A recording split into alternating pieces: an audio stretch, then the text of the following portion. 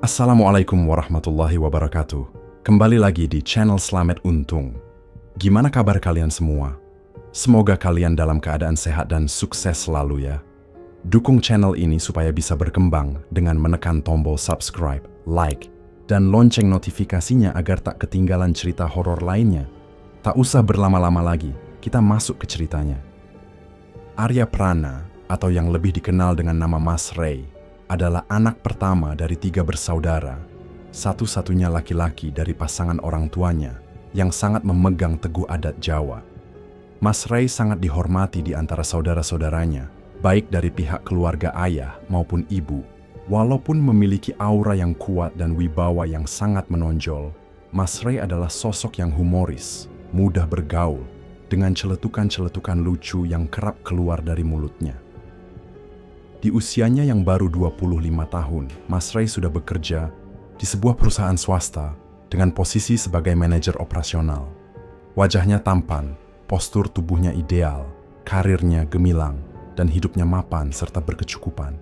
Semua itu membuatnya menjadi pria idaman banyak perempuan, termasuk rekan-rekan perempuan di tempat kerjanya. Namun, di tengah kesuksesan yang diraihnya, Mas Ray mulai terjebak dalam masalah yang tidak bisa dijelaskan dengan nalar manusia, masalah yang kemudian membawa perubahan besar dalam hidupnya. Mas Ray jatuh sakit, tubuhnya yang sebelumnya tegap dan sehat perlahan menyusut, membuatnya terbaring lemah selama beberapa hari di rumah sakit. Sudah 2 minggu terakhir, Mas Ray hanya terbaring di kamarnya, tubuhnya yang selalu dijaga dengan pola hidup sehat kini semakin kurus. Wajahnya yang dulu selalu bercahaya kini tampak pucat, dan aura positif yang selalu menyertainya perlahan memudar. Selain pengobatan medis yang dia jalani di rumah sakit besar dan ternama, Mas Ray juga mencoba pengobatan alternatif. Namun semuanya tampak sia-sia. Kesehatannya semakin memburuk, hingga suatu malam, rasa sakit yang luar biasa membuatnya terjaga. Saat tubuhnya terasa seperti terpisah dari dunia nyata, Mas Ray merasa dirinya melayang, terbang menuju tempat yang asing, tempat yang begitu luas, tanpa ada benda apapun yang terlihat di sekitarnya. Ia mencoba bangkit, tubuhnya masih terasa nyeri, namun ia memaksa untuk berdiri. Dalam keheningan yang mencekam itu, tiba-tiba muncul seorang gadis cantik yang mendekat dengan langkah lembut. Mas Ray, yang kini merasa tidak lagi berada di dunia yang ia kenal, hanya bisa memandang gadis itu dengan tatapan bingung. Gadis itu tersenyum, dan dengan suara yang lembut namun penuh keyakinan, ia berkata, "Kang Mas, akhirnya kita bisa bertemu kembali." Mas Ray yang mendengar ucapan itu, segera menoleh ke kanan dan kiri, memastikan bahwa dirinya tidak sedang dibisiki oleh orang lain. Ia merasa kebingungan melihat sosok perempuan yang cantik dengan balutan kain jarik berwarna coklat muda, seperti putri dari sebuah kerajaan yang tak pernah ia kenal. "Apakah kau sama sekali tidak mengingatku, Kang Mas?" tanya gadis itu, suaranya penuh harap. Mas Ray semakin bingung, mencoba mengingat wajah itu. Namun tak ada apapun yang bisa ia... Ingat, maaf Mbak, apakah yang Mbak maksud itu saya? Tanya Mas Ray, matanya terus melirik ke sekitar, memastikan jika tak ada siapapun yang sedang berbicara padanya. Gadis itu, yang tampak tak terganggu dengan kebingungan Mas Ray, kembali mengulangi pertanyaannya. "Aku Ayudasa, Mas. Apakah kau sama sekali tidak mengingatku?" Mas Ray terdiam sejenak, wajahnya semakin bingung. "Nama saya Bambang, Mbak. Saya biasa dipanggil Ray oleh orang tua saya dan adik-adik saya," jawab Mas Ray, semakin merasa aneh dengan situasi yang ia hadapi. Mendengar jawabannya, Ayudasa tampak lesu, duduk terdiam, seperti menerima kenyataan yang menyakitkan. "Kalau begitu, mungkin saya salah orang," jawabnya dengan nada suara yang perlahan hilang. "Tapi tenang Mas, suatu saat nanti kau akan tahu siapa aku yang sebenarnya," lanjut Ayudasa. Langkahnya kembali mendekati Mas Ray, dan saat ia berdiri tepat di depan Mas Ray, wajahnya yang mempesona itu memandangnya dengan senyuman yang aneh. "Kenapa saya harus masuk ke dalam kolam itu, Ki?" tanya Mas Ray dengan suara yang dipenuhi keraguan. Rasa takut menguasai dirinya. "Sukmamu terlepas karena kau diserang oleh makhluk gaib dari seorang dukun sakti yang mengirim jin perewangannya untuk menyakitimu hingga hampir membunuhmu, Raden," jawab sosok pria berkumis tebal itu dengan suara tegas, seakan mengingatkan Mas Ray akan bahaya yang menghantuinya. Jadi, ada energi hitam yang harus dibersihkan dari sukmamu saat ini. Mas Ray menggigit bibir, tidak tahu apa yang harus dilakukannya. Lalu, kenapa aku harus memilih? Kenapa tidak kau tunjukkan saja yang mana yang terbaik untukku? Balas Mas Ray dengan tatapan tajam, berusaha mencari jawaban yang pasti. Hidup adalah sebuah pilihan, Raden. Tentukanlah pilihanmu yang akan membawamu ke jalan kehidupanmu nantinya. Kata sosok lelaki tua itu lagi, nadanya tetap tegas, seakan menantang Mas Ray untuk membuat keputusan. Tanpa menjawab apa yang dikatakan lelaki itu, Mas Ray langsung melangkah menuju salah satu kolam yang ada di depannya. Tanpa ragu, ia memutuskan untuk masuk ke dalam kolam yang memiliki air jernih itu. Sosok lelaki yang membawanya ke tempat pemandian itu kembali tersenyum, seolah-olah menandakan jika pilihan yang diambil Mas Ray adalah sebuah keputusan yang tepat. Kolam ini adalah kolam kehidupan yang akan membawamu kepada jati dirimu. Ujar lelaki itu, suaranya serak namun penuh makna. Mas Ray mulai merasakan tubuhnya seperti tertusuk sesuatu yang sangat menyakitkan. Namun rasa sakit itu justru membuat tubuhnya terasa semakin kuat. Asap putih mulai keluar dari tubuh Mas Ray, energi besar masuk ke seluruh tubuhnya, dan kedua matanya menyala terang, seperti api yang membakar setiap ketakutan dalam dirinya. Namaku Ki Gadarua, Raden. Aku adalah penjaga pusaka dari Trah Onto Yudan dan aku harus memastikan jika salah satu Trah Onto Yudan yang bersamaku saat ini adalah orang yang tepat untuk menerima pusaka warisan dari para leluhurnya. Ujar Ki Gadarua sambil memasang kuda-kuda siap untuk menyerang. Mas Ray merasakan ketegangan yang semakin mencekam. Serangan demi serangan dilancarkan oleh Ki Gadarua.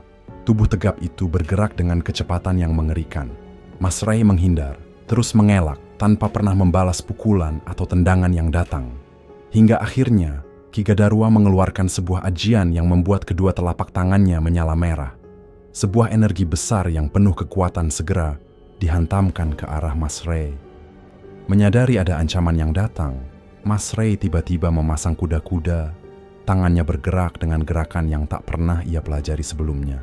Hidup itu adalah sebuah pilihan, Raden, ujar Ki Gadarua, sambil menghempaskan energi besar berwarna merah ke arahnya. Sebuah bola api berwarna merah meluncur dengan kecepatan tinggi, dan Mas Ray sempat merasa ragu, takut jika ia tidak bisa menghadapinya. Namun, keraguan itu segera disingkirkan. Dengan segala kekuatan yang dimilikinya, Mas Ray menangkap bola api itu, memutarnya dengan kedua tangannya, dan kemudian menghempaskannya ke atas, membuat energi besar tersebut membentur langit-langit tempat mereka berada. Getaran besar terasa, seolah dunia di sekitar mereka terguncang hebat. Ketegangan yang ada semakin memuncak. Ketika energi yang dilemparkan Mas Ray menghantam langit-langit, suara retakan keras terdengar, seperti sebuah dunia yang hancur seiring dengan kehancuran yang ia ciptakan. Mas Ray tanpa ragu lagi, langsung melesat ke arah Ki Gadarua dengan kecepatan yang luar biasa, dan dalam sekejap ia meraih tangan Ki Gadarua dan membawanya pergi ke kolam tempat pemandian tadi. Sesampainya di depan rumah joglo besar tempat Ayu Dasa menunggu, Mas Ray disambut dengan pelukan hangat penuh kebahagiaan oleh Ayu Dasa. Namun, pelukan itu terasa asing bagi Mas Ray, sesuatu yang membuatnya risih. Loh, Mbak, jangan peluk dulu, kita bukan muhrim, ujar Mas Ray, berusaha melepaskan pelukan itu meski hatinya berdebar. Terserah apa yang kau katakan, Kang Mas, tapi hari ini aku merasa sangat bahagia sekali dengan kembalinya sosok yang sudah lama aku nantikan, balas Ayu Dasa. Senyumannya tulus namun penuh emosi yang terpendam. Mas Ray merasa cemas, hatinya tak tahu harus bagaimana. Iki opo to? Ya Allah Gusti, ampunilah hambamu ini, bisik Mas Ray dalam hati. Kebingungannya semakin mendalam. Ayu Dasa yang merasa sedikit kesal, melepaskan pelukannya sambil memukul-mukul dada bidang Mas Ray dengan manja. Raden Bima belum mengetahui siapa dirinya yang sebenarnya, Nyai. Tapi sebentar lagi Raden Bima pasti akan mengingat kembali siapa Nyai dan bagaimana perasaannya kepada Nyai, ujar Ki Gadarua sambil tersenyum miring. Ayu Dasa pun tersipu malu, senyumannya berubah menjadi ragu. Baiklah, aku akan menunggu di pertapaanku. Aku serahkan Kang Mas Bimayuda kepadamu, ujarnya. Dan dengan cepat, Ayudhasa menghilang, melesat pergi dari hadapan Mas Rai dan Ki Gadarua. Mas Rai yang masih kebingungan menatap Ki Gadarua dengan penuh tekad. "Sekarang apalagi, Ki? Apakah aku sudah dapat kembali ke duniaku?" tanya Mas Rai dengan suara yang tegas. Aura kuat muncul dari dalam dirinya. "Belum, Raden. Masih ada beberapa hansas yang kini kaning kawalami di tempat ini," jawab Ki Gadarua dengan tegas. Setelah mengatakan hal itu, sosok Ki Gadarua pun langsung melesat pergi dari hadapan Mas Rai. Tanpa diminta, Mas Rai langsung mengikuti. Tubuhnya terbang tinggi di atas awan, melesat menembus langit, dan akhirnya mendarat dengan sempurna di sebuah tempat yang penuh dengan pepohonan besar dan rindang. "Kau harus mengambil pusaka warisan leluhurmu di tempat ini, Raden. Kau harus menemukannya dengan rasa.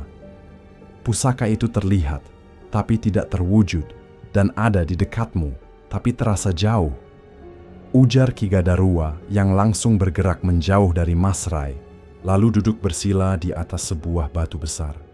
Tak lama setelah Ki Gadarua duduk, angin mulai berhembus kencang, dan mendung gelap menyelimuti daerah tempat Mas Rai berada. Di antara hembusan angin yang mengguncang, Mas Rai mulai merasakan adanya energi hitam yang datang ke arahnya dengan cepat, terasa semakin dekat dan semakin menekan. Mas Rai yang bingung, tak tahu apa yang harus dilakukan. Akhirnya memejamkan kedua matanya. Ia mencoba untuk memfokuskan energi melalui kedua tangannya, berusaha merasakan apa yang terjadi di sekelilingnya. Tubuhnya mulai diliputi oleh energi besar yang terasa berat dan menekan, seakan menyelimuti seluruh jiwanya. Angin semakin kencang, tanah tempatnya berpijak bergetar hebat, dan dari kejauhan terdengar suara gemuruh serta hentakan langkah kaki, seperti ada sosok yang sedang berlari menuju Mas Rai.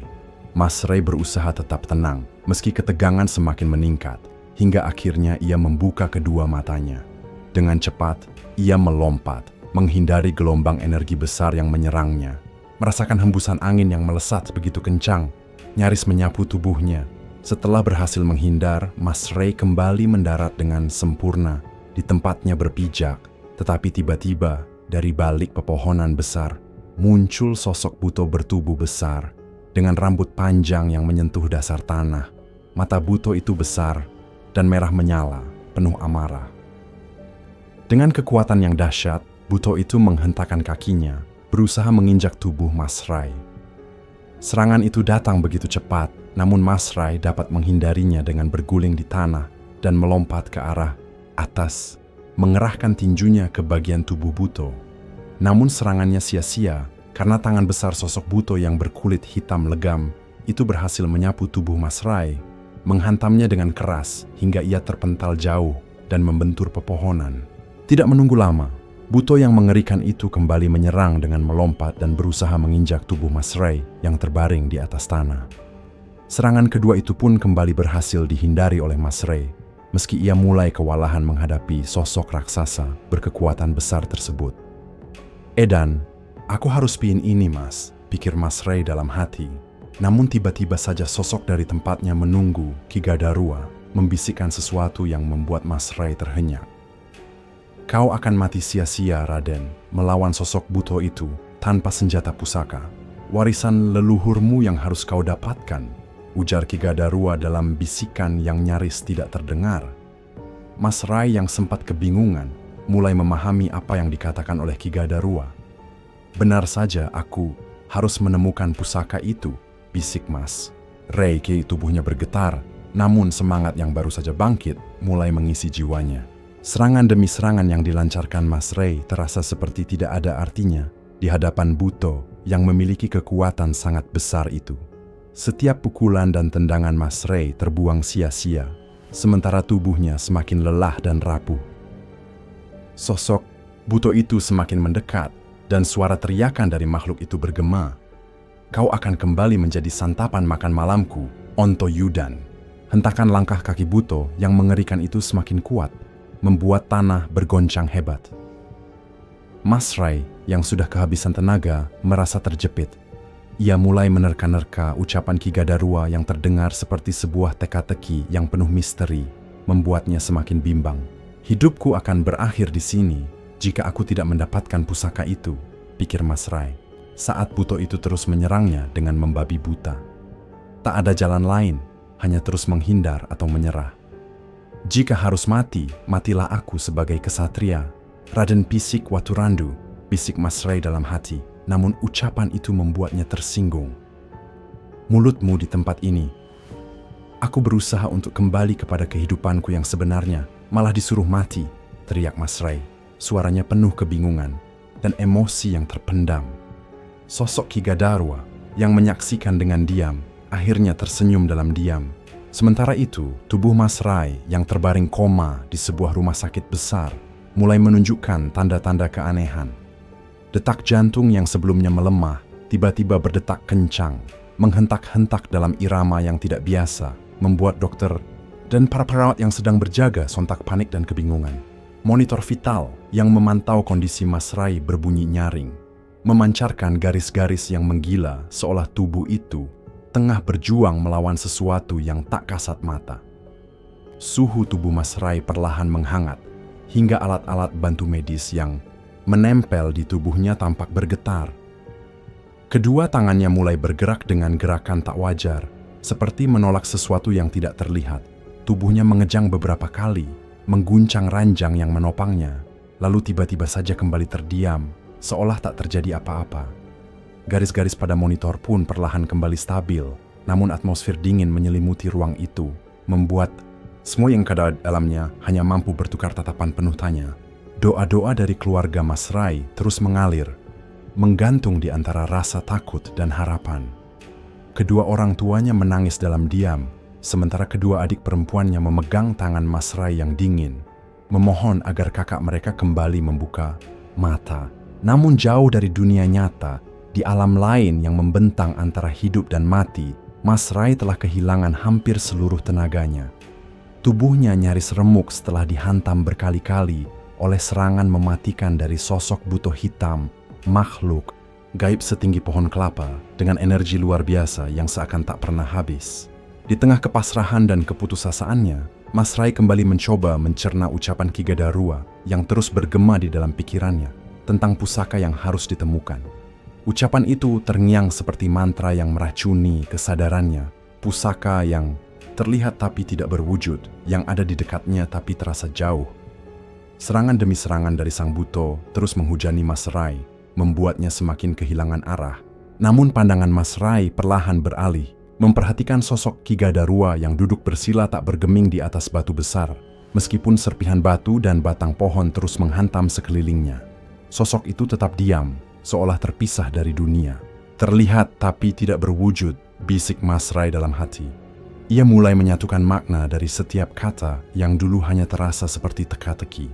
Dan saat pemahaman itu menyatu dengan nalurinya, Mas Rai langsung melompat ke arah batu tempat Ki Gadarwa duduk.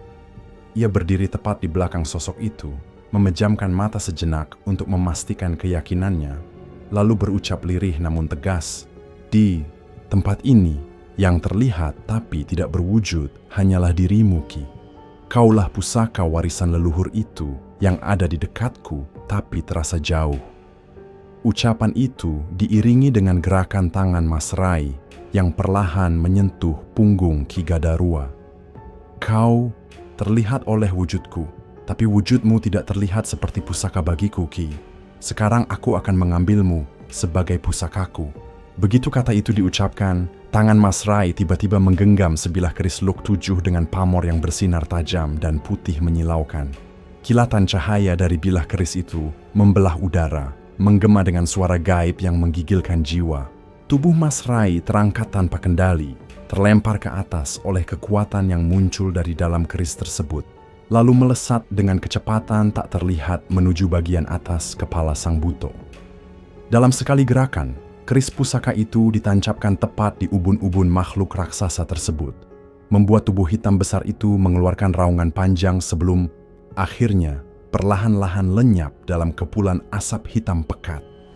Tubuh buto itu tak lagi ada, hanya menyisakan warangka keris yang masih berada dalam genggaman tangan Mas Rai. Kaki Mas Rai kembali menyentuh tanah, napasnya terengah, dan tubuhnya masih diliputi panas dari energi yang mengalir deras. Namun keris di tangannya mulai bergetar hebat, seperti meminta dilepaskan. Dan tanpa bisa menolak, Mas Rai pun meletakkannya kembali di atas batu tempat Ki Gadarua semula berada. Sekejap setelah itu, keris itu berubah wujud kembali menjadi sosok Ki Gadarua, kali ini dengan pakaian kebesaran lengkap seorang punggawa kerajaan, berdiri gagah dengan sorot mata tajam namun damai. "Terima kasih, Raden. Kau telah membuatku kembali ke wujud asalku," ujar Ki Gadarua. Suaranya dalam dan tenang, memantul di antara pepohonan dan angin malam yang berembus dingin. Mas Rai tak menjawab, hanya merebahkan tubuhnya di atas batu besar. Tempat Randu dulu duduk bersila, tubuhnya letih, pikirannya penuh tanda tanya. "Apakah tugasku di sini telah selesai, Ki?" tanyanya pelan, dengan suara nyaris tak terdengar, hanya bergema di antara napas yang kini terasa berat. "Belum, Raden. Kau masih harus menyelamatkan dirimu sendiri dari jerat ilmu hitam yang telah melepaskan sukmamu dan menyakiti tubuh aslimu," balas Ki Gadarua dengan suara tegas yang menggema di udara kelam. "Kini aku akan bersemayam di tubuhmu, tepatnya pada bagian lengan kananmu. Kau dapat menggunakan kekuatanku dalam tubuhmu, dan juga sebagai senjata pusaka, imbuhnya sebelum tubuhnya berubah menjadi cahaya putih, menyilaukan yang langsung menyatu ke dalam lengan kanan Mas Rai." Namun belum sempat Mas Rai mencerna apa yang terjadi, tubuhnya kembali seperti disengat oleh sebuah kekuatan besar. Ledakan cahaya di dalam kesadarannya membuka sebuah lorong ingatan yang selama ini terkunci, menyeretnya ke dalam arus deras kenangan masa lalunya. Di sana, ia melihat sosok yang sangat mirip dirinya, seorang adipati gagah yang hidup di masa lalu, berdiri di samping seorang perempuan cantik dengan wajah yang identik dengan Ayudasa. Kilatan demi kilatan terus bermunculan seperti pecahan kaca waktu yang pecah berserakan. Ia melihat dirinya dari masa kecil, bermain di halaman rumah, tertawa, lalu tubuh kecil itu jatuh sakit dengan perlahan, dan dari kegelapan itu muncullah sosok mengerikan, makhluk lik dengan wajah rusak, lidah panjang menjulur, gigi-gigi tajam yang meneteskan air liur busuk seperti darah basi. Wajah sosok itu bukan sembarang makhluk, tapi utusan seorang dukun ilmu hitam yang dikirim untuk membunuhnya. Dan yang meminta itu dilakukan adalah seseorang yang selama ini ia anggap sebagai sahabat sejati. Seseorang yang iri dan diam-diam menyimpan dendam. Tubuh Mas Rai bergetar hebat. Suara langkah mendekat dari belakangnya membuatnya menoleh. Ayudasa berdiri di sana, air matanya menggantung, senyum kebahagiaan merekah di wajahnya yang anggun. "Oh, sudah kembali sepenuhnya, Kang Mas?" ucap Ayudasa pelan. "Iya, tapi tolong, jangan peluk saya dulu, Mbak E." Ayu," jawab Mas Rai, gugup, matanya menghindar. "Kenapa, Kang Mas? Apa kau sudah tidak mencintaiku lagi?" tanya Ayudasa, matanya berkaca. Mas Rai terdiam, lalu menghela napas panjang. "Orang yang menjadi suamimu itu bukan aku, Ayu, tapi dia, leluhurku. Aku takut dia cemburu dan mengutukku menjadi batu," jawabnya setengah bercanda, setengah serius, sambil melangkah mundur menjauh. Ayudasa tersenyum pahit. "Memang benar apa yang kau katakan itu, Kang Mas. Tapi izinkan aku menumpahkan rasa rinduku kepada orang yang sudah lama aku nantikan kehadirannya," balas Ayudasa dengan suara bergetar. Air matanya jatuh tanpa bisa dibendung. Mas Rai tak sanggup menolak. Ia melangkah maju, berdiri di hadapan Ayudasa dan berkata, "Peluklah, tapi jangan kencang-kencang." Tangisan Ayudasa pecah seketika, lalu berganti dengan tawa kecil saat pukulan-pukulan manja mendarat di dada Mas Rai. Ia menangis dalam pelukan lelaki itu.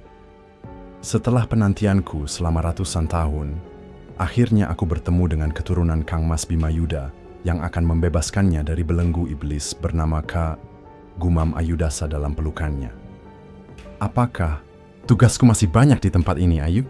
tanya Mas Rai dengan suara pelan, tubuhnya masih terdiam dalam pelukan. "Aku dan kau akan bersama menemukan keturunan dari Trah Aliyudan dan Sayudan bersama dengan Kedudaram. Itu adalah takdirmu, Kang Mas," balas Ayudasa, membuat Mas Rai menghela napas panjang, dadanya terasa sesak oleh beban yang belum tuntas. Sekarang, maukah kau mengantarku kembali ke dunia nyata, Ayu? Tanya Mas Rai dengan suara nyaris putus asa, seolah tak peduli lagi dengan nama-nama yang disebut Ayudasa sebelumnya. Namun Ayudasa hanya tersenyum, kemudian menjawab dengan lembut, "Sebelum kau kembali ke tubuhmu, sebaiknya kau selesaikan dulu masalahmu, Kang Mas. Kau harus mengambil Caturukma yang telah diambil oleh sosok jin berilmu tinggi, makhluk yang membuatmu jatuh sakit. Jika tidak, sukma itu tidak akan pernah bisa kembali ke tubuh aslimu." Ucapan itu menghantam kesadaran Mas Rai, menggiring pikirannya kembali ke kejadian-kejadian mengerikan yang ia alami sebelumnya. Aku tidak menyangka orang yang kuanggap sahabat terbaikku tega melakukan hal sekeji itu hanya karena merasa iri dengan apa yang telah aku raih. Ucap Mas Rai sambil terduduk, matanya menatap tanah dengan pandangan kosong yang mulai dipenuhi api. Dendam, apapun itu, semuanya sudah digariskan. Sudah menjadi suratan nasibmu, Kang Mas. Sekarang, selesaikan dulu urusanmu dengan makhluk itu, dan juga dengan dukun yang memerintahkannya. Setelah itu, barulah aku akan mengantarmu kembali ke tubuhmu. Ucap Ayudasa, suaranya lembut namun membawa ketegasan yang mengguncang perasaan terdalam di hati Mas Rai. Jadi, apakah saat ini Caturukma milikku sedang berada di rumah dukun keparat itu, Ayu? Tanya Mas Rai dengan suara berat dan tatapan tajam yang menyala oleh amarah. Ayudasa hanya mengangguk pelan, dan dari anggukan itu, hawa dingin menyusup ke tulang sumsum Mas Rai. Caturukma, nama yang tak asing dalam ilmu kejawen, dikenal sebagai sedulur papat pancer, 4 saudara batin yang merupakan bagian dari sukma seseorang. Mereka adalah penjaga dari keseimbangan akal pikiran, hawa nafsu, hati nurani, dan kesehatan jiwa. Sementara pancer adalah sukma sejati, inti dari kesadaran yang dapat keluar masuk dari tubuh melalui ilmu-ilmu tertentu, dan keberadaannya sangat penting. Karena ketika Caturukma seseorang terganggu, maka tubuhnya pun akan menjadi kosong, rapuh, dan mudah dikuasai oleh kekuatan asing. Mas Rai kini mengerti. Tubuhnya di rumah sakit yang masih terbaring koma adalah bukti bahwa sukma sejatinya belum kembali utuh. Maka tanpa membuang waktu, ia melesat dari alam gaib kembali ke dunia nyata untuk mengikuti jejak energi gelap dari makhluk yang telah mencuri bagian dari dirinya. Di dunia nyata, ia berdiri di sudut ruang rumah sakit, menatap keluarganya yang tak berhenti menangis dan berdoa. Kedua orang tuanya, adik-adiknya, semua berkumpul mengharapkan keajaiban. Tapi Mas Rai hanya terdiam, jiwanya terombang oleh rasa bersalah dan kesedihan yang mulai menggerogoti kekuatannya. Simpan dulu rasa sedihmu itu, Kang Mas. Karena itu hanya akan melemahkanmu, bisik Ayudasa yang entah muncul dari mana. Namun suaranya bergema di dalam benaknya seperti suara petir yang menggelegar di langit malam. Mas Rai mengangkat wajahnya, menatap lurus ke depan, dan mulai mengerahkan kekuatan barunya. Aroma anyir darah tiba-tiba menguar tajam di udara, menyusup ke hidungnya, disertai cahaya merah yang berkilatan seperti kilat yang terbelah. Tanpa menunggu lagi, Mas Rai melesat mengikuti sumber energi jahat itu, hingga akhirnya tiba di depan sebuah rumah reot yang terbuat dari bilik bambu, hanya diterangi oleh lampu minyak yang temaram. Sukmanya berhenti tepat di halaman rumah itu, namun sebelum sempat ia memeriksa keadaan, serangan datang begitu cepat seperti badai neraka yang menelan segala yang ada. Bola-bola api sebesar kepala manusia meluncur ke arahnya, membakar udara di sekitarnya, disusul oleh hembusan angin tajam yang membuat tubuh Mas Rai terhempas ke tanah. Tubuhnya bergetar, namun tidak gentar. Dengan satu tarikan napas, ia merasakan denyut di lengannya. Kekuatan Ki Gadarua yang bersemayam di sana. Kiga, bisiknya lirih, dan dari dalam dirinya, cahaya putih keluar membentuk bilah keris pusaka yang bergetar seperti merindukan darah musuh. Mas Rai mencabut keris itu dan melompat ke udara, mengarahkan ujungnya ke bola-bola api yang kembali menyerangnya. Dentuman keras mengguncang tempat itu, percikan energi menari seperti bunga api dari neraka. Namun belum sempat napasnya teratur, 2 sosok mengerikan muncul dari balik gelap. Makhluk gaib berwujud ular raksasa dengan mata merah menyala, taring beracun yang meneteskan bisa. Mereka meluncur cepat ke arah Mas Rai. Tapi Ayudhasa tak tinggal diam. Sosok cantiknya mendadak berubah menjadi wanita menyeramkan bersayap dua di punggungnya. Matanya menyala bagaikan bara, dan dari tubuhnya memancar aura kematian yang membakar. Tanpa ragu, ia menyambut kedua makhluk ular itu dengan pekikan, memekakkan telinga dan sabetan energi tajam yang memutuskan tubuh makhluk-makhluk itu di udara. Di tengah pertempuran itu, suara Ki Gadarua terdengar jelas dalam batin Mas Rai. "Lemparkan keris itu, Raden, sekarang." Tak menunggu, Mas Rai langsung melemparkan keris pusakanya ke arah makhluk berlidah panjang yang muncul di antara bayangan api, makhluk lik yang selama ini menjadi mimpi buruknya. Keris itu memancarkan cahaya hijau menyilaukan, melesat cepat, ampidio andu panang kematan, dan menancap tepat di jantung makhluk itu. Ledakan besar mengguncang udara. Kobaran api memancar liar membakar tubuh makhluk pengirim teluh yang menjerit panjang sebelum akhirnya lenyap menjadi debu hitam. Di balik kobaran itu, terlihat sosok dukun renta bersembunyi dalam rumah kecil, Rayot, tempat di mana ia selama ini merapal mantra busuknya. Tapi kini waktunya habis. Ayudhasa, yang ternyata memiliki kekuatan jauh lebih mengerikan daripada yang bisa dibayangkan oleh manusia biasa, melumat habis dua makhluk gaib berwujud ular dengan satu sabetan tangannya yang menyala merah darah. Setelah tiga makhluk peliharaan sang dukun musnah tanpa sisa, Mas Rai, Ayudhasa, dan sosok Ki Gadarua yang bersemayam dalam bentuk keris pusaka melangkah bersama memasuki rumah tua itu.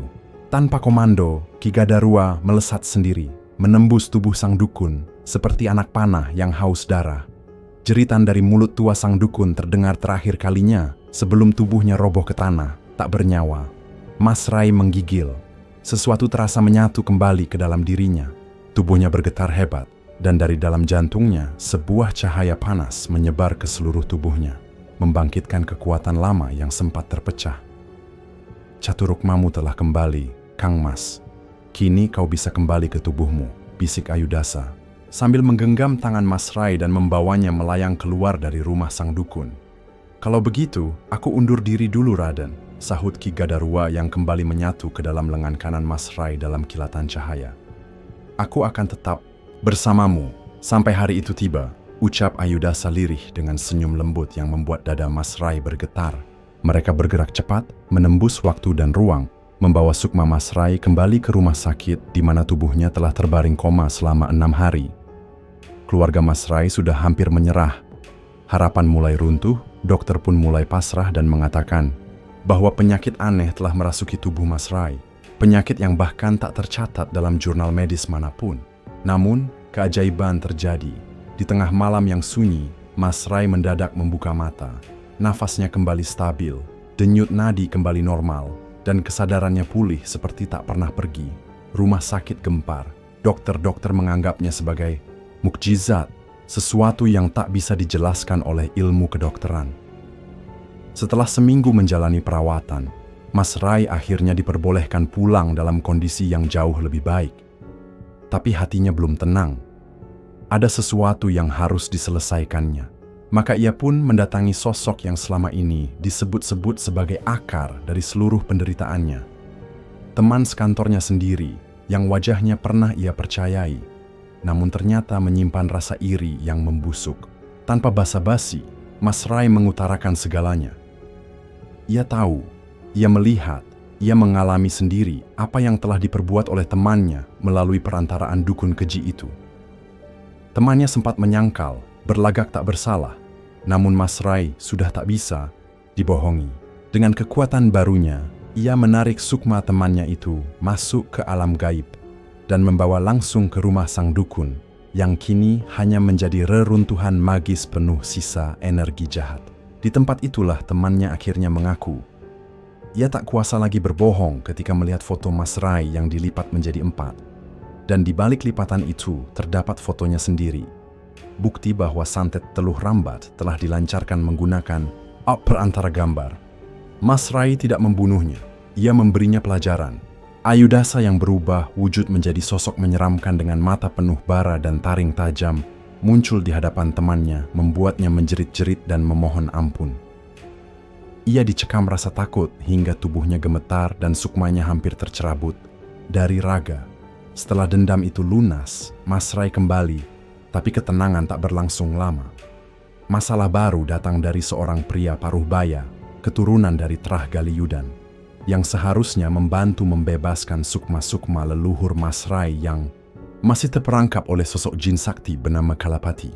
Tapi pria itu, yang bernama Sabto Widodo, justru menantang Mas Rai dalam pertarungan ilmu kesaktian.